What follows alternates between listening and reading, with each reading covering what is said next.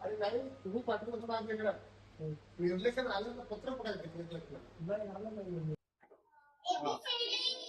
ABCD E E या शब्दापासून कोणते शब्द तयार झालेले आहे ई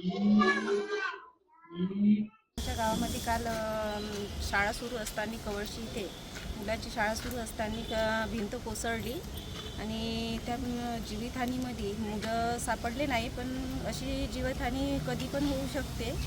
अशामध्ये आम्ही जिल्हा परिषदेला निवेदन दिलं आहे, पण त्यांनी काही कोणतीच दक्षता घेतली नाही आहे. आणि आता आम्ही यवतमाळला आलेलो आहोत निवेदन देण्यासाठी. अशी जर वारंवार जर होत राहिलं तर आम्हाला पुन्हा आंदोलन करावं लागेल. नाही, दखल कोणतीच घेण्यात आली नाही आहे. आम्ही 3 वेळ निवेदन दिलं आहे. काय नाव तुमचं? सुलोचना प्रमोद बुच्चे. मुलगा शिकत आहे जिल्हा परिषद शाळा कवडशी, 4थ्या वर्गामध्ये आहे आणि शाळेची अवस्था पूर्ण गंभीरपणे पूर्ण गेलेली आहे. आता ती शाळा कोसळायला लागली. त्याच्याकडे म्हणजे जिल्हा परिषदवाले कोणीच लक्ष देत नाही आहे. काय नाव तुमचं? सुलोचना प्रमोद बुच्चे. कवळशीमध्ये 8 वाजता शाळा कोसळली. समोरचा वरांडा आणि मुलं अंदर बसून होते, मुलं बसले आणि वरांड्यात पूर्ण वरांडा साफ झालेला आहे. त्याकरता आम्ही इथं निवेदन द्यायला आलेलो आहे.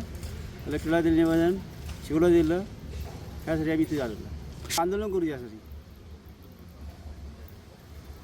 काय नाव आपलं?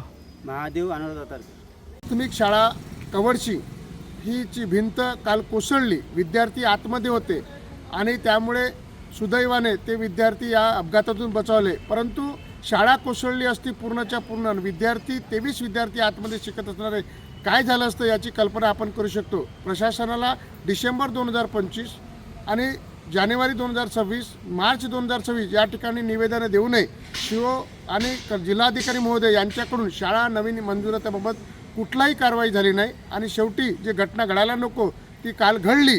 त्याच्यामुळे आम्ही यांना इशारा देण्यात आलो, येणाऱ्या 20 दिवसात आमची शाळा, तुमच्याकडे शासनाचा कुठला निधी नसेल तर DMF ज्या खाणीपासून आम्ही 5 किलोमीटर आणि ती खाण 50 करोडच्या वर दरवर्षी या ठिकाणी भरणा करते आणि ती भरपाई त्याच भागात द्यायची आहे. परंतु याउपरही जिल्हा प्रशासन डोळेझाक करत असेल तर त्याला आम्ही या ठिकाणी तंबी देण्यासाठी, इशारा देण्यासाठी आलो. याउपर प्रशासनाच्या चुकीच्या धोरणाविरोधात आंदोलन करायला ग्रामस्थ कवडशी आणि आम्ही मागे पुढे पाहणार नाही. काय नाव आपलं? विजय पिदुरकर, माजी जिल्हा परिषद सदस्य.